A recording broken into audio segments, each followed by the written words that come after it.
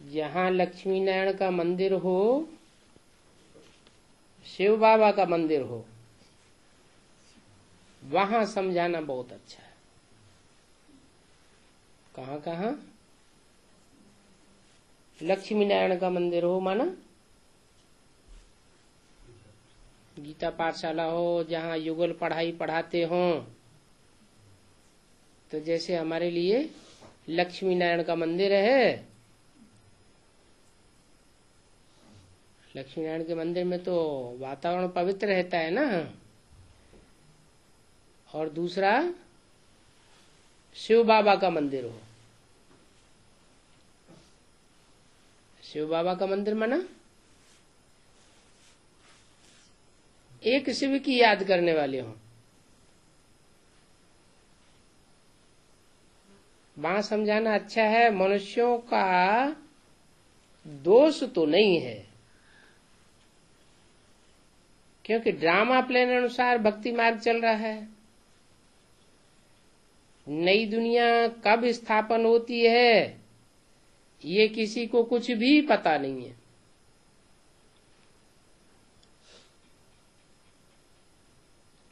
चलो, किसी को पता नहीं है,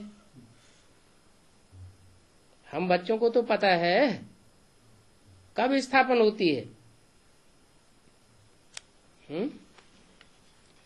नई दुनिया कब स्थापन होती है? अरे संगम युग पर स्थापन होती है। और संगम भी तो 100 साल का है। 100 साल के संगम में नई दुनिया कब स्थापन होती है? पहली मूर्ति का पाठ चला ब्रह्मा द्वारा, ब्राह्मण धर्म की स्थापना। फिर दूसरी मूर्ति का पाठ चला शंकर द्वारा, आसुरी संस्कार वाले ब्राह्मणों की दुनिया का विनाश। और तीसरी मूर्ति का भी पाठ चलना है। तो नई दुनिया की स्थापना कब होती है?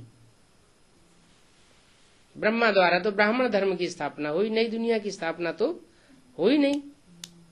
तो नई दुनिया की स्थापना कब कहें? वो तो एक आत्मा के अथवा 2 आत्माओं के मन बुद्धि के अंदर स्थापना की बात है। मन बुद्धि में ये बात बैठ गई कि आप मुए, मर गई दुनिया, अपने को मार लिया देहभान से, जैसे कि दुनिया खलास हो गई। हमारा उस दुनिया से कुछ लेना देना नहीं है। लेकिन नई दुनिया तो नहीं स्थापन हो गई, प्रैक्टिकल में तो नहीं हुई।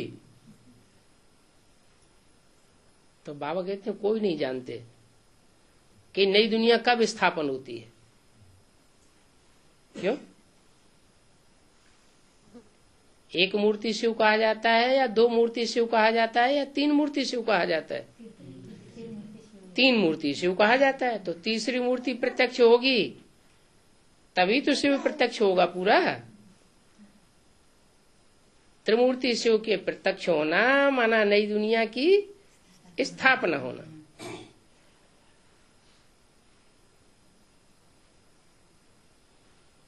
तो अगर कोई को पता नहीं है तो कोई का कुछ भी दोष नहीं है, समझाया जाता है।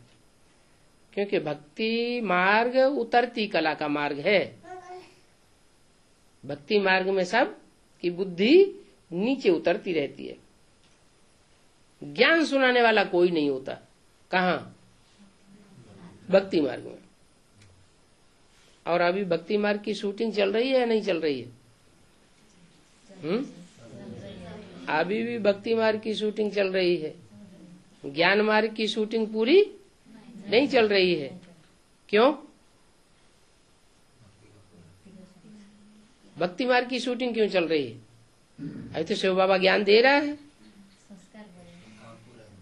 भक्ति मार्ग की शूटिंग इसलिए चल रही है कि सारी दुनिया में भक्ति मार्ग फैला हुआ है और ज्ञान किसी की बुद्धि में है नहीं। शिव बाबा आया हुआ है वो तो ठीक, लेकिन और किसी की बुद्धि 100% ज्ञान में टिकती नहीं है। एक सितारे की बात अलग, क्योंकि उसमें तो शिव बाबा आया हुआ है, उसमें अगर ज्ञान है, ज्ञान की रोशनी है, उसके लिए ज्ञान का दिन है, वो बात अलग।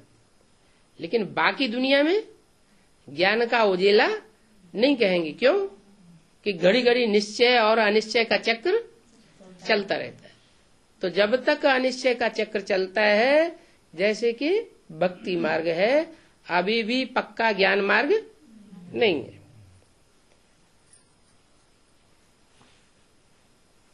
तो ये कहा जाता है कि ड्रामा है। अकासुर, बकासुर, कंसी, जरासिंधी, ये अक्षर तो है ना, भक्ति मार्ग के अक्षर हैं। क्या? अकासुर माना अक की तरह दुर्गंध छोड़ने वाला असुर, सुगंध नहीं छोड़ता था, क्या? ग्लानि की दुर्गंध छोड़ता था। बकासुर बक बक बक बक बहुत ज्ञान की करता था, उसकी बोली हुई बातों का कोई तंत नहीं निकलता। कंसी, जब कृष्ण था तो कंस भी था। किस लिए था कंस? कंस के साथ कृष्ण और कृष्ण के साथ कंस क्यों दिखाया? कौन सी युग की बात है? संगम, उन्होंने तो द्वापर में दिखाई दिया, लेकिन संगम युग की बात है कि संगम युग में अभी जब कृष्ण का पाठ चल रहा है तो साथ साथ कंसी भी उसका दुश्मन बन के खड़ा हुआ है। कृष्ण को गांवड़े गांवड़े में डोलना पड़ता था और कंस उसके पीछे जासूस लगाए रहता था, कहाँ है, किधर है, जहां कहीं मिले और इसको खेल खलास कर दो। जरासिंधी कौन पीछे पड़े हुए थे? कंस के, कृष्ण के पीछे कंसी और जरासिंधी पीछे पड़े थे। जरासिंधी, जरा माने पुराने और सिंधी माने सिंधी। ब्राह्मणों की दुनिया में कोई पुराने सिंधी हैं या नहीं है? पुराने पुराने सिंधी हैं, क्योंकि जो भी हैं सरपरस्त वो सब सिंधी तो हैं जिनके हाथ में सत्ता है ब्राह्मणों की दुनिया की। तो सारे ही जरासिंधी हैं। वो जरासिंधी कृष्ण के पीछे पड़े हुए थे, वो ही अब निकलते हैं। जो भक्ति मार्ग में गाए हुए हैं शास्त्रों में, अकासुर, बकासुर, कंसी, जरासिंधी, वो ही अब संगम युग में निकलते हैं। निकलते माने उनके चेहरे अब प्रत्यक्ष होने वाले हैं। गीता, भागवत, रामायण आदि में सब इसी समय की बातें हैं। किस समय की? संगम युग की बातें हैं।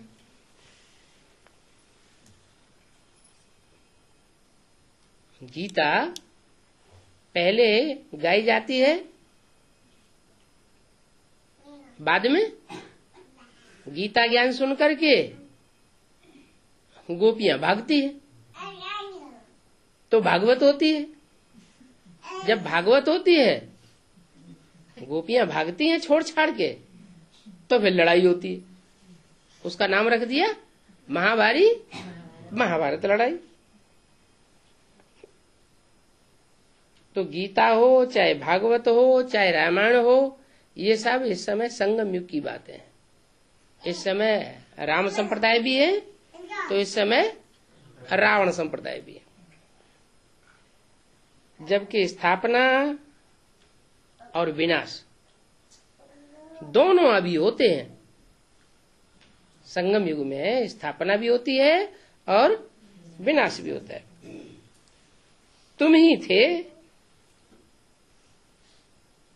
पहले भी भागवत हुई थी, गीता एपिसोड हुआ था, महाभारत युद्ध हुआ था, रामायण का युद्ध हुआ था, पहले भी तुम ही थे, 5000 साल पहले भी तुम ही थे।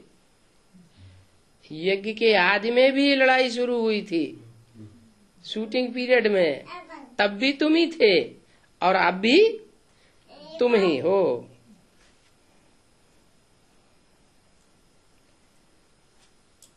जो थे उन्होंने ही भगवान से नॉलेज ली थी, गीता ज्ञान की नॉलेज।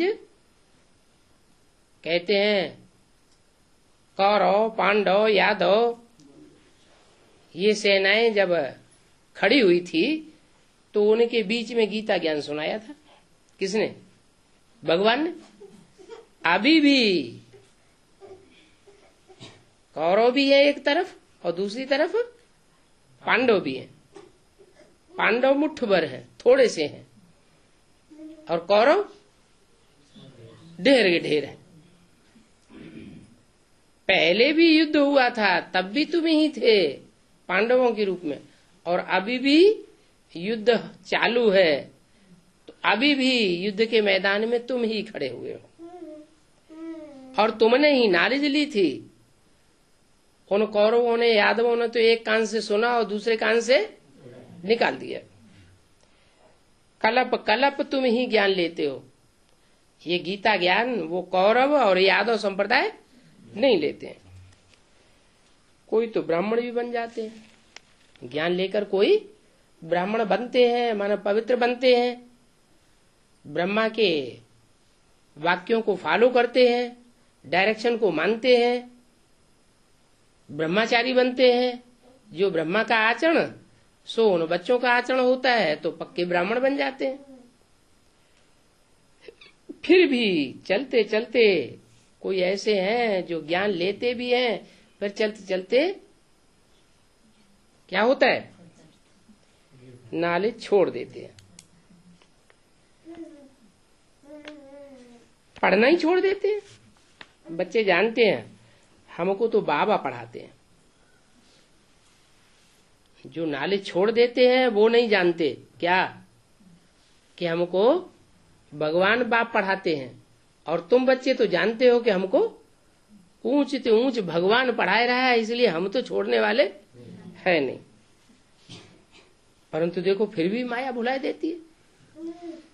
इतना पक्का कर लेते हैं कि हमको भगवान पढ़ाता है, फिर भी माया भुला देती है। भगवान बाप पढ़ाते हैं, वो हमारा टीचर भी है, गुरु भी है, फिर भी भूल जाते हैं। बाप ताकीद करते हैं कि ऐसे बाप को तो कब नहीं भूलना चाहिए। कैसे बाप को? जो हमारा वर्षा देने वाला, मुक्ति जीवन मुक्ति का वर्षा देता है ना, बाप भी है, टीचर भी है, बना सुप्रीम टीचर है, छोटा मोटा टीचर नहीं है। जो भी गीता के श्लोक हैं उनके हिज्जे हिज्जे करके समझाता है। जो भी ब्रह्मा के मुख से मुरली आई, ज्ञान आया, उस गीता ज्ञान को एक एक शब्द के क्लैरिफिकेशन की गहराई में जाकर के हमको एक एक बात की गहराई बताता है, और सदगुरु भी वही बनता है। एक ही प्रैक्टिकल रूप, जो बाप भी, टीचर भी और सदगुरु भी, तो भी भूल जाते हैं। एक रूप हो तो भूल भी जाए, यहाँ तो तीन तीन रूप में तुमको बाप मिलता है, और एक ही व्यक्तित्व के द्वारा मिलता है, पर्सनालिटी एक ही, फिर भी भूल जाते हैं। रेगुलर पढ़ते ही नहीं है क्या? कौन भूल जाते हैं? भूलते कौन है? जो रेगुलर पढ़ते नहीं है। रेगुलर माना रोज रोज रोज रोज क्लास में जो नहीं पढ़ते हैं वो फिर भूल जाते हैं। और बहाना कितना करते हैं, आज हमको ये काम लग गया, आज हमको वो काम लग गया। कल हमारा बच्चा बीमार था। ढेर बहाने बनाते हैं। अरे भगवान पढ़ाते हैं, ये जानते भी हैं कि हमको इतना ऊंच पद पाना है, तो उसमें गफलत थोड़ी करनी चाहिए। खास इस रूहानी पढ़ाई को पढ़ने में माया के बहुत विघ्न पड़ते हैं। और जो पढ़ाइयाँ होती हैं, डॉक्टरी की पढ़ाई पढ़ते हैं, वकालत की पढ़ाई पढ़ते हैं, इंजीनियरिंग की पढ़ाई पढ़ते हैं, उसमें माया इतने विघ्न नहीं डालती। लेकिन यहाँ मनुष्य से देवता बनने की जो पढ़ाई पढ़ते हैं, उसमें माया बहुत विघ्न डालती है। क्यों विघ्न डालती है? क्योंकि यहाँ घर गृहस्थ व्यवहार में रहते हुए बाप की पढ़ाई पढ़ना है। वो पढ़ाइयाँ होती हैं तो घर गृहस्थ में रह करके थोड़े ही पढ़ते हैं, वो तो बैचलर होकर के पढ़ते हैं। और यहाँ तो घर गृहस्थ में रहते ही ये पढ़ाई पढ़नी है। बाप तो पुरुषार्थ करवाते हैं, परंतु तकदीर में भी हो ना, इतना अटेंशन नहीं देते हैं, तो बाप भी क्या करेगा? ये तो अपने अपने मन की मौज है। कोई तो बहुत अटेंशन देते हैं, तो जो अच्छी पढ़ाई पढ़ते हैं वो फिर पद भी ऊंच पावेंगे। है तो पढ़ाई, और कोई बात नहीं है। कुमारियां अगर अच्छी रीति ज्ञान लेवे तो बहुत अच्छा उठा सकती हैं। क्यों? कुमार क्यों नहीं उठा सकते? अदर कुमारियां क्यों नहीं उठा सकती? अदर कुमार क्यों नहीं उठा सकते? कुमारियां ही इस ज्ञान को बहुत अच्छा क्यों उठा सकती हैं? वो भी अच्छी रीति अगर ज्ञान लेवे तो ज्ञान उनके दिल की तह तक बैठ जाए तो बहुत अच्छा उठा सकती है। क्यों? कुमारियों में ऐसी क्या खास बात है जो अच्छा उठा सकती हैं ज्ञान को? हाँ, उनमें बुद्धि पवित्र होती है, उनकी बुद्धि अपवित्र नहीं बनती, इसलिए वो ज्ञान को अच्छा उठा सकती है। बाबा देखे कि ये ज्ञान में बड़ी तीखी है। बाबा अगर ये देखें कि ये कुमारी ज्ञान में बहुत तीखी है, तो झट उसको सेंटर संभालने के लिए दे देवे कि लो तुम ये सेंटर संभालो। स्पिरिचुअल नॉलेज कोई जानते ही नहीं है, भक्ति को फिलॉसफी कह देते हैं। अब भक्ति कोई फिलॉसफी थोड़ी ही है, भक्ति के शास्त्र तो बहुत हैं, और ज्ञान का तो कोई शास्त्र होता ही नहीं। क्या यहाँ कोई शास्त्र है क्या? नहीं। मुरलियां हैं, उनका भी शास्त्र नहीं बन सकता। शास्त्र यहाँ कोई नहीं है। ये ज्ञान जो है ईश्वर का, वो शास्त्रों में बंधा हुआ नहीं है। वो जो होते हैं ज्ञान, वो तो सब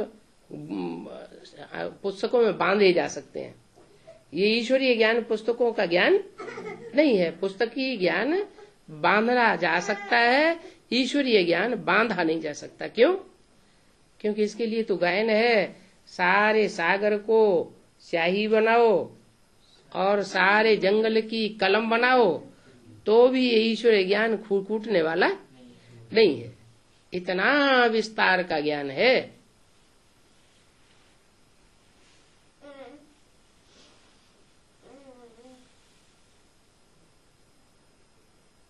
नॉलेज ये ऐसी है जो बाप ही मुख से देते हैं, और कोई भी नॉलेज दे नहीं सकता, और मुख से डायरेक्ट देते हैं। इब्राहिम बुद्ध क्राइस्ट भी मुख से ही डायरेक्ट आकर के सुनाते हैं। वो भी कोई शास्त्र नहीं पढ़ करके सुनाते, लेकिन वो ज्ञान नहीं सुनाते। वो क्या सुनाते हैं? ज्ञान से तो सदगति होती है, वो भक्ति सिखाते हैं, और बाप आकर ज्ञान सिखाते हैं। ज्ञान माना सच्चाई की जानकारी, असलियत की जानकारी देते हैं। आत्मा सुनती है, बाकी तो कोई में नॉलेज होती नहीं है। ज्ञान कोई में भी नहीं हो सकता है सिवाय एक बाप के। सारी दुनिया अज्ञानी, और ये ज्ञान मिलता ही है संगम युग पर, और कोई युग में ये ज्ञान मिलता भी नहीं। इसमें बहुत विशाल बुद्धि चाहिए, और फिर पक्का योगी बन जावे। पक्का योगी बन करके फिर शादी करे,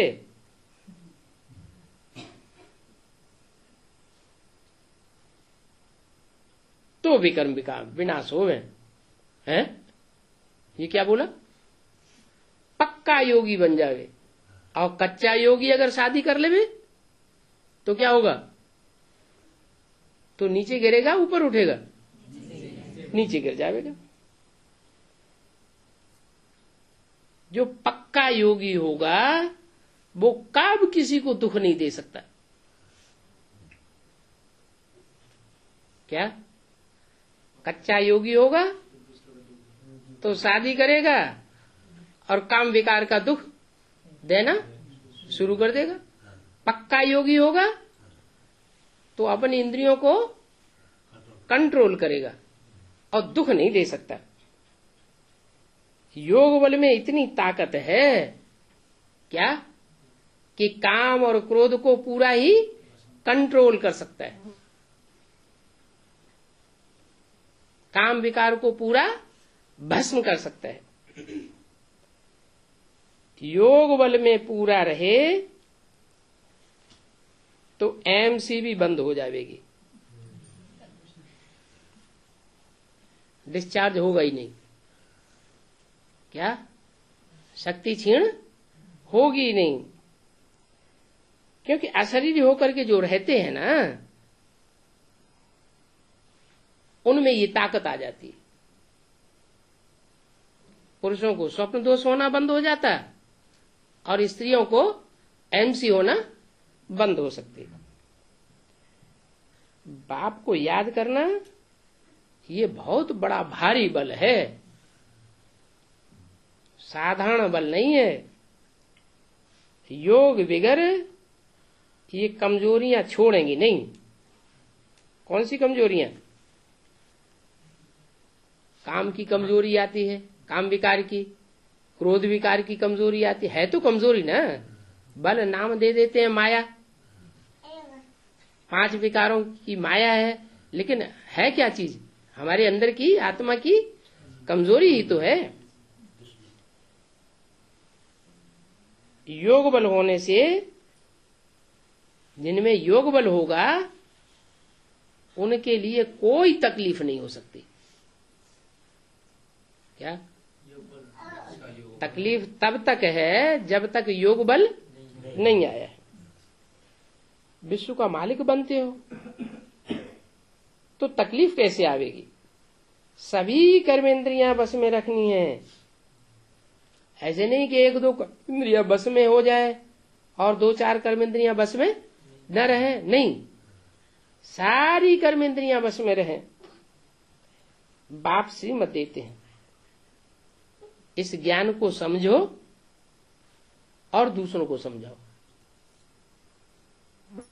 ये राजयोग की बात, इस राज को समझो और दूसरों को समझाओ। बाकी ज्ञान है ही रचयिता और रचना को जानना। बाप कहते हैं मैं आया हुआ हूं। किस लिए आया हुआ हूं? पक्का है कि मैं आया हुआ हूं तो कोई मकसद लेके आया हूं। क्या मकसद लेके आया हूं? तुमको वापस ले जाऊंगा। क्या? ज्ञान दे करके ही नहीं, संपूर्ण बना करके वापस लेके जाऊंगा। कोई आत्मा अधूरी वापस परम धाम नहीं जा सकती। नहीं जावेंगे तो जबरदस्ती भी ले जाऊंगा, मारपीट के भी ले जाऊंगा, छोड़ूंगा किसी को नहीं। तो क्या करना है?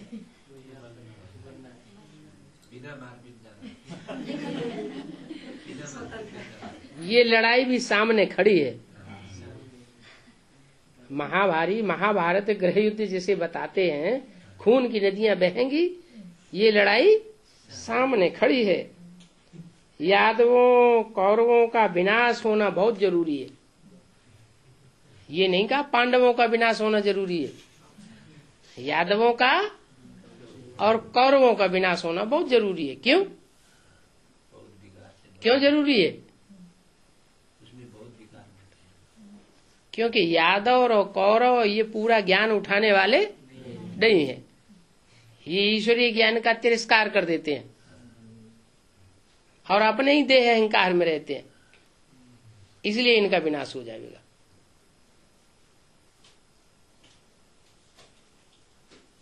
तुम्हारे पद का तो विनाश होगा नंबरवार, लेकिन तुम्हारा विनाश नहीं होना है। पांडव जो हैं वो पुनर्जन्म लेकर के राज्य करेंगे नई दुनिया में। पांडव पुनर्जन्म लेंगे और नई दुनिया में राज्य भी करेंगे। समय तो लगता है ना, किस बात में? ये दुनिया उथल पाथल होने में टाइम तो लगता है ना, ऐसे थोड़ा ही कि हथेली पे आम जम जाएगा।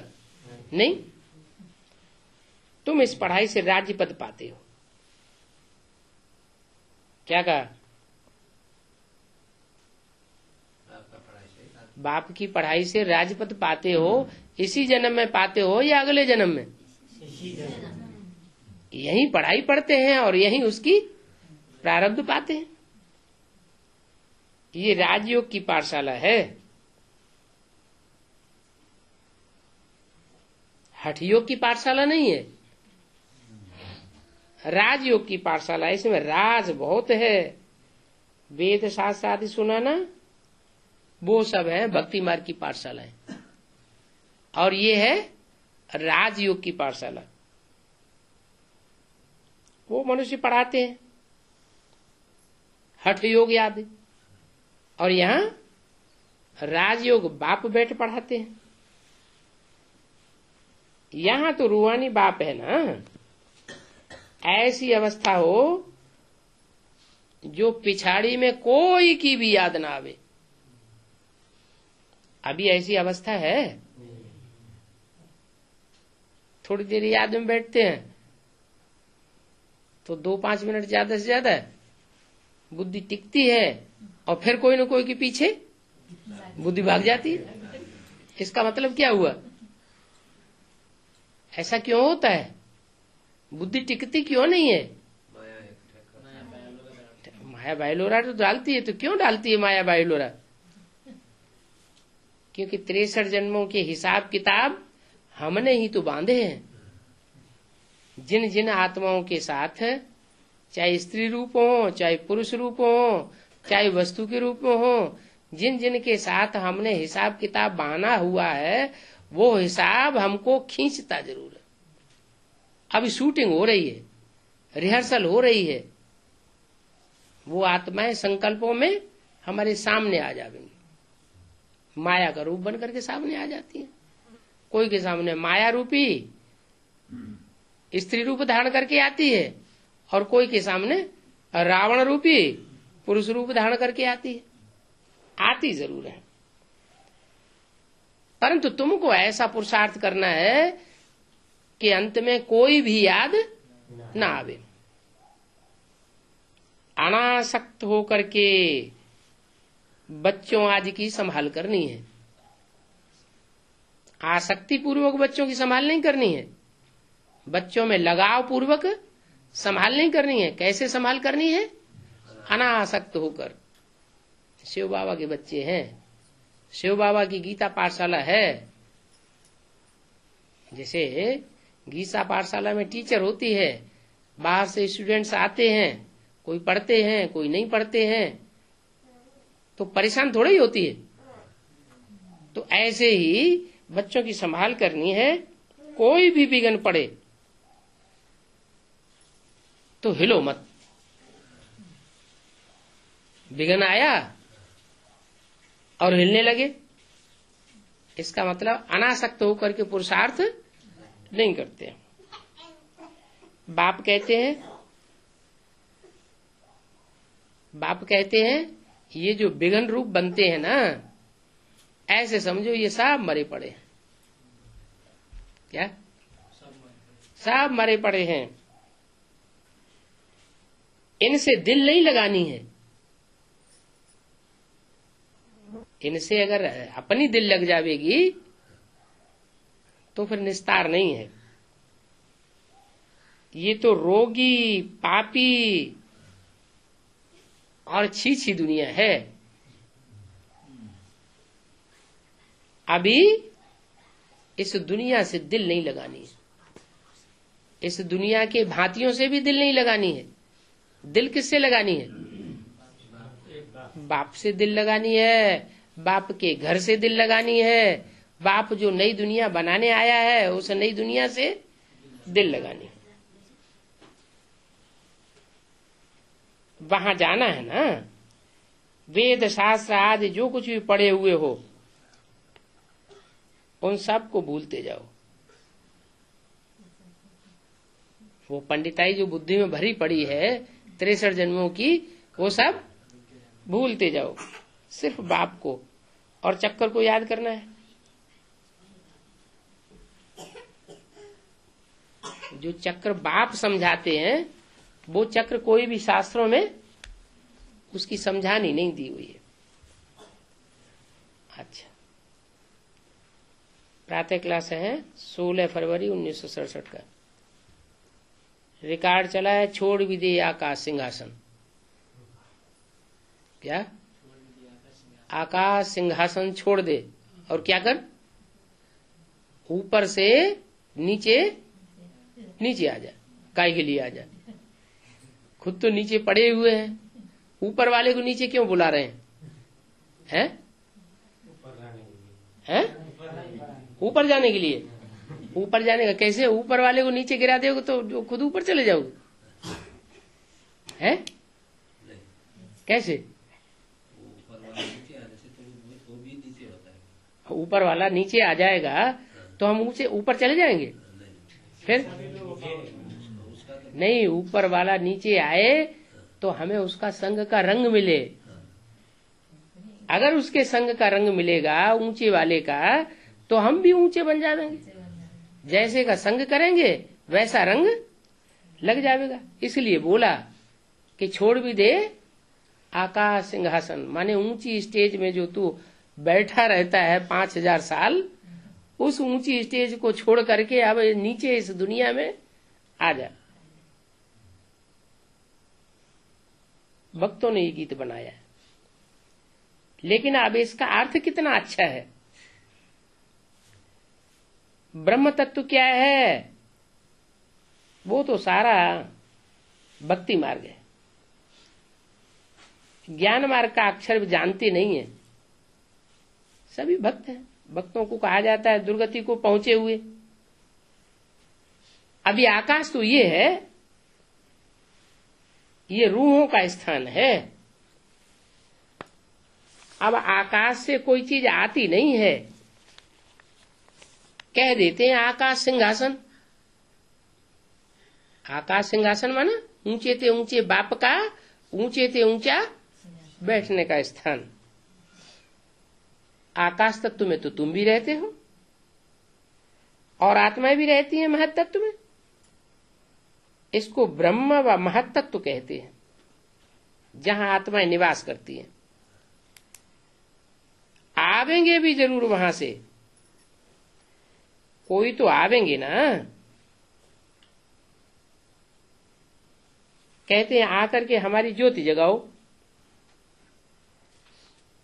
गायन भी एक है, ज्योति जगाओ। ये कौन कहते हैं? अंधे कहते हैं या सोझरे कहते हैं? अंधे की औलाद अंधे कहते हैं कि हमारी भी आकर के ज्योति जगाओ। दूसरे हैं सोझरे की औलाद सोझरे, वो अंधे की औलाद अंधे और वो सोझरे की औलाद सोझरे। धृतराष्ट्र और युधिष्ठिर नाम रख दिए हैं। धृतराष्ट्र अंधा था तो उसकी औलाद भी सब कौरव अंधे थे, उन्हें भगवान दिखाई नहीं पड़ता था। और धृतराष्ट्र सोझरा था, नहीं वो युधिष्ठिर सोझरा था। युधिष्ठिर माना जो आदि से लेकर के अंत तक युद्ध में डटा रहता है, भाग नहीं खड़ा होता है। तो अब ये औलाद है रावण की, माया रूपी रावण है, सबकी रावण बुद्धि है। अभी तुम हो ईश्वरीय बुद्धि, बाप तुम्हारी बुद्धि का ताला खोल रहे हैं। खोलते खोलते रावण फिर बंद कर देता है। कोई की बात को नहीं समझते हैं तो कहते हैं ये तो पत्थर बुद्धि है, इसकी बुद्धि को ताला लग गया है। बाप आकर यहाँ ज्योति जगावेंगे ना, कोई ऊपर बैठ करके ज्योति थोड़े ही जगावेंगे। ज्योति जगावेंगे तो यहाँ उनको आना पड़े, प्रेरणा से थोड़ा ही काम होता है कि ऊपर से बैठे बैठे प्रेरणा देवे तो एक एक की ज्योति जगती चली जावे। नहीं, ज्योति जगाने के लिए नीचे क्यों आना पड़ता है? संग का रंग लेने के लिए, देने के लिए आना पड़ता है। आत्मा जो सत्व प्रधान थी उनकी ताकत अब कम हो गई है। जट बुद्धि जानवर बन पड़े। कोई मरते हैं तो उनके पीछे दीवा जलाते हैं, स्थूल दीपक जलाते रहते हैं 13-14 दिन तक। उसे क्या समझते हैं वो कि जो आत्मा गई है उसको रोशनी मिलती रहे, कहीं अंधेरे में भटक न जाए। हाँ, मरते हैं तो उनका दीवा जलाते हैं। अब है कहाँ की बात? इस संगम युग की बात है। इस समय सारी दुनिया मरने वाली है। तो क्या भगवान बाप आकर क्या करते हैं? हमारी आत्मा का दीपक जगाते हैं। अब जो रेगुलर पढ़ाई पढ़ेंगे उनका दीपक जगता रहेगा। रेगुलर और पंक्चुअल होकर के पढ़ाई नहीं पढ़ेंगे तो दीपक बुझ सकता है। तो देखो दीवा क्यों जलाते हैं? समझते हैं ज्योति बुझ जाने से अंधेरा हो जाता होगा। तो यहां भी तुम बच्चों को क्या करना है? रोज अपनी ज्योति जगाना है। रोज क्लास करके ज्योति जगानी है और रेगुलर होकर के ज्योति जगानी है, पंक्चुअल होकर के ज्योति जगानी है।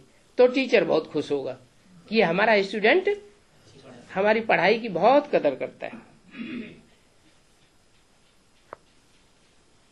इसको कहा जाता है सालिम बुद्धि। नहीं तो कहेंगे नॉनसेंस बुद्धि है। अभी तुम सेंसिबल बनते हो, माया ने तुमको नॉनसेंस बना दिया है और मैं तुमको सेंसिबल बनाता हूं। तुम जानते हो हम मूर्ख थे, तुच्छ बुद्धि थे। रावण ने बिल्कुल तुच्छ बुद्धि बनाया। अभी बाप कहते हैं मैं तुमको स्वच्छ बुद्धि बनाता हूं और रावण तुमको तुच्छ बुद्धि बना देता है। कि रावण कैसे बना देता है? रावण ही तो प्रकांड विद्वान था। जैसे ब्रह्मा के हाथों में वेद शास्त्र दिखाते हैं, रावण के हाथों में भी वेद शास्त्र दिखाते हैं। तो उसके ज्ञान से हम तुच्छ बुद्धि कैसे बनते हैं? नहीं, रावण को अनेक सिर हैं, वो अनेक प्रकार की मतें देता है और भगवान बाप आकर के एक ही मत देते हैं। ऐसे नहीं कि ब्रह्मा के द्वारा जो सुनाया वो सुनाया हुआ, फिर टीचर के रूप में जब आते हैं तो उसको काट देंगे, वो बातें झूठी हो जाएंगी। नहीं, जो ब्रह्मा के द्वारा सुनाया सो पत्थर की लकीर, और जो टीचर के रूप में आकर के सुनाते हैं वो भी पत्थर की लकीर। सदगुरु के रूप में जो भी बोलते हैं वो सब पक्की सच्ची बात। गुलजार दादी के द्वारा मान लो ज्ञान दिया जाता है धारणाओं का, तो कोई ऐसा पॉइंट निकलता है जो मुरली के महावाक्यों को काटने वाला हो? है नहीं। इसका मतलब यह है कि प्राइमरी स्कूल में जो काखा गा पढ़ाया जाता है, एबीसीडी पढ़ाई जाती है, और हायर क्लास में जो ऊंचा ज्ञान पढ़ाया जाता है वो कोई दूसरा ज्ञान सुनाया जाता है क्या? ज्ञान तो वो ही रहता है, काट नहीं करते हैं। एक बात का काट नहीं करते हैं। अगर जहां कहीं काट होता है तो समझ लो ये दूसरे सिर का ज्ञान है, तीसरे सिर का ज्ञान है, ये रावण का ज्ञान है। बाप तो एक ही बात बताते हैं और वो बात कभी बदलती नहीं है। तो मैं तुमको स्वच्छ बुद्धि बनाता हूं क्योंकि एक मत देता हूं, दूसरी मत नहीं देता हूं। ज्ञान का घी मैं डालता हूं। ये है भी समझाने की बात है। ज्ञान और योग दोनों अलग अलग चीजें हैं क्या? कोई ये समझते हैं कि हम मुरली पढ़ते रहेंगे, मुरली पढ़ के सुनाते रहेंगे तो हमारा ऑटोमेटिक योग लगता रहेगा। नहीं, ज्ञान अलग चीज और याद अलग चीज। ज्ञान में विघ्न नहीं पड़ते हैं, लेकिन याद में विघ्न पड़ते हैं। ज्ञान सुनने सुनाने से पाप कर्म भस्म नहीं होंगे, लेकिन याद में रहने से पाप कर्म भस्म होंगे। तो योग को ज्ञान नहीं कहेंगे। कोई समझते हैं भगवान ने ये भी आकर के ज्ञान दिया ना कि मुझे याद करो, परंतु ये कोई ज्ञान थोड़े ही है। ये तो बाप और बच्चे हैं। बच्चे जानते हैं कि ये हमारा बाबा है, इसमें ज्ञान की बात नहीं। ज्ञान का तो बहुत विस्तार हो जाता है। ये तो सिर्फ याद है। बाप कहते हैं मुझे याद करो, बस। क्या? इतने में सारा पुरुषार्थ आ जाता है। कितने में? मुझे याद करो। मुझे माना कहते हैं, कहने वाला है, मुख से बोलता है। मुझे याद करो माना बिंदी नहीं बोलती है, बिंदी नहीं कहती है, कोई कहने वाला है मुझे याद करो। ये तो कॉमन बात है, इनको ज्ञान नहीं कहा जाता है। बच्चे ने जन्म लिया सो तो जरूर बाप को याद करेगा। क्या? अगर जन्म लिया है तो बाप को याद जरूर करेगा। और मृत्यु हो गई माना अनिश्चय बुद्धि हो गया। अनिश्चय बुद्धि हुई माना मृत्यु हुआ, तो फिर वो बाप को याद कर नहीं सकता। जन्म कैसे होता है? वहां तो 9 महीने पेट में रहते हैं तब जन्म होता है, और यहाँ कैसे जन्म होता है? यहाँ 9 दिन बट्टी करते हैं तो बाप के घर में जाके जन्म लेते हैं, निश्चय बुद्धि बन जाते हैं। निश्चय बुद्धि बनते हैं तो बाप ऑटोमेटिक याद आता है। जानता है बच्चा कि बाप परमपिता परमात्मा हमारा बाप है।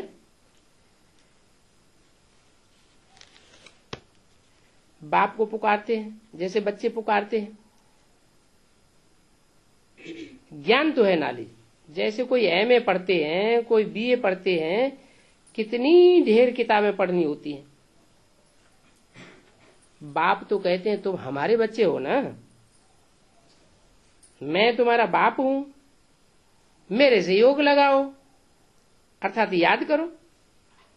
इसको ज्ञान नहीं कहेंगे। तुम बच्चे हो, बाप के बच्चे।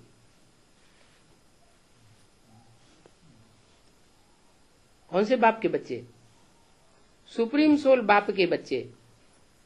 न सुप्रीम सोल का विनाश होता, न तुम आत्माओं का विनाश होता। आत्मा तो कभी विनाश होती नहीं है। कोई मर जाते हैं तो उनकी आत्मा को मंगाते हैं, कोई ब्राह्मण में प्रवेश कराते हैं। अब वो शरीर तो खत्म हो गया। आत्मा जो पहले शरीर धारण किए हुए थी, वो शरीर तो खत्म हो गया। फिर वो आत्मा भोजन कैसे खावेगी? तो जिसके शरीर में प्रवेश करेगी उसके द्वारा भोजन खावेगी। माना भोजन तो फिर ब्राह्मण खा जावेगा ना, वो आत्मा तो भोजन नहीं खावेगी। तो ये सब है भक्ति मार्ग की रस्म। क्या कि आत्मा को बुलाना ब्राह्मण में और फिर उनको खिलाना, श्राद्ध करना, ये सब भक्ति मार्ग। ऐसे नहीं कि हमारे कहने से ये भक्ति मार्ग बंद हो जाएगा। हमारे कहने से बंद नहीं हो जाएगा, वो तो चलता ही आता है। फिर कैसे बंद होगा? हम कहें कि भक्ति मार्ग बंद हो जाए तो नहीं बंद होगा। कैसे बंद होगा? हाँ, जब ज्ञान का सारे संसार में विस्तार हो जाएगा, ज्ञान सारे संसार में फैल जाएगा, तो भक्ति का अंत हो जाएगा। तो ये आत्मा है जो एक शरीर छोड़ जाकर के दूसरा ले लेती है, परंतु ये रस्म रिवाज चलते आते हैं। तो ये रस्म रिवाज आए कहां से? जो भी रस्म रिवाज हैं वो सब संगम युग से शुरू होते हैं। कैसे? संगम युग में तो शिव बाबा आके ज्ञान देता है। ज्ञान देता है तो भक्ति की रस्म रिवाज तो खत्म हो जानी चाहिए। हाँ, हम जो बच्चे हैं वो तो ज्ञान लेते हैं नंबरवार पुरुषार्थ अनुसार, परंतु जो माया रावण के बच्चे हैं वो भी यहाँ प्रवेश कर जाते हैं।